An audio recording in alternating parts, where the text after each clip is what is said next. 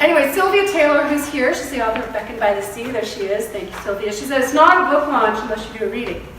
So I picked a couple of short passages that I thought I would read for you if you'd like. So I'm going to read a little bit from the beginning and a little bit from the end. The digital clutter problem. That's really what we're here to talk about. Digital clutter is a fairly new problem. Our ancestors may have lived with too many objects, but they didn't live with the same volume of information.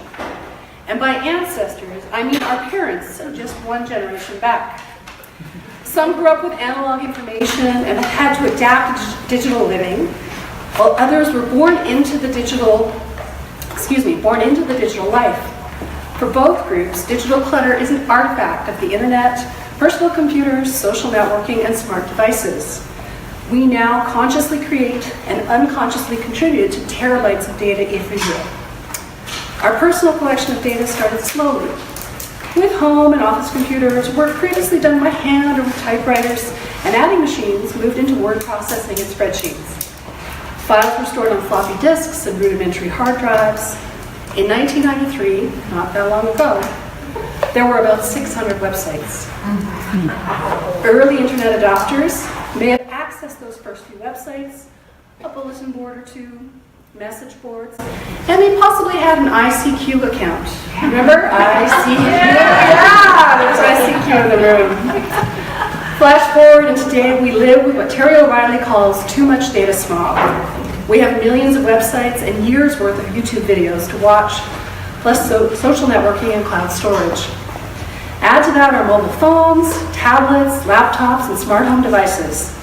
We have vast search histories and medical, financial, and shopping digital records. And let's not forget any lingering remnants of data from our older collections of technology. USB drives, SD cards, defunct computers.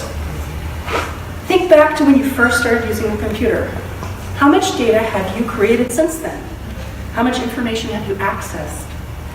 The volume of data we capture is already beyond human comprehension, says Ray Wang in his book, Disrupting Digital Business. To quantify that data, think in terabytes. You know, bytes, kilobytes, megabytes, gigabytes, terabytes, and so on. The Register recently quoted a Western Digital Corporation finding that the average US household has 41.5 terabytes of data spread across 14 digital devices. And this is only going to grow. Think about that for a second.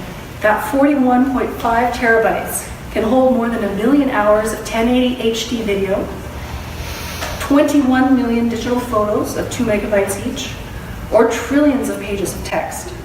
And that's just the average household. I know there's people in the room who are above average. Definitely. Me included. Unfortunately, as Nancy Collier observed in her book, The Power of Off, we spend a lot of our time just clearing the junk, which we're now forced to do in order to discover anything we might actually care about. By sheer volume alone, I'm certain everyone needs to do some digital decluttering. Now, the good news is the middle part of the book that I'm not going to read is dozens of strategies to deal with your 41.5 terabytes or thereabouts. And at the end of the book, I talk about maintaining that decluttered state and moving ahead with your digital life. Because when I talk about digital living, I'm not an advocate for getting offline completely. I'm not an advocate for staying online all the time. I think that there's an arc between analog and digital, and we all have to find our sweet spot, both professionally and personally, where we fit on that arc. And it changes over time. Your weekends are different from your work days. Your summer holidays are different from busy times at the office when you have something happening. And I talk about that in the context of the quest for digital happiness. And so I'd like to leave you with just a few thoughts about digital happiness. In a lot of ways, Declutter Your Data is about the quest for digital happiness. It's about finding that personalized balance between digital and analog. It's also about coming to terms with the digital assets and technology that improve life without overwhelming it. That blend is very personal, and often we are wooed by the promise of digital nirvana when we peek at what others are doing. Here's one last big piece of advice. I haven't read all the other advice yet, but trust me, it's there. Let your quest for digital happiness be a personal journey. Integrate digital into your life as it suits you. Be mindful of how and when you use technology. Understand your privacy and take steps to guard it. Let GPS guide you unless you feel like getting lost. The blend that's right for you is unique, and it will change over time. Take charge of your data. Use it to enhance relationships, but be aware that it can also hurt them. Use it to document your life, but also enjoy life's experiences.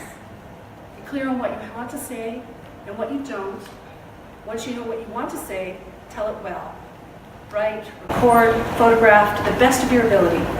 Tell a story, share with gusto, make it memorable, and turn it into a shared experience.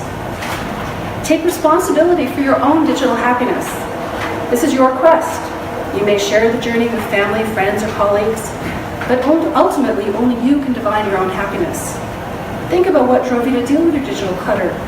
Your reasons can help you define digital happiness. Digital happiness might be the opportunity to consume content, movies and magazines and music. You may also include the opportunity to create content, film, record, and write. Or maybe the gadgetry, both tools and toys, bring little bits of joy into your life. That's certainly true in the Roberge household. There's something. That sentence wasn't going to make sense without the something. There's something wonderfully cheery about the tune an LG dishwasher plays when the cycle is complete. We have LG appliances in my house. Lots of fun. And let us not forget seat warmers in the car on a wintry night and the delights of internet radio that bring the world within your earshot. Digital happiness also includes your tribe, big or small. And my tribe is here tonight, which makes me so, so grateful. The people you connect with personally, professionally, socially, the delineations are blurring. And that's why I talk about living an integrated digital life. And so I'd like to thank you all very much for coming. Thank you for listening to me read. Thank you for celebrating Declutter Your Data.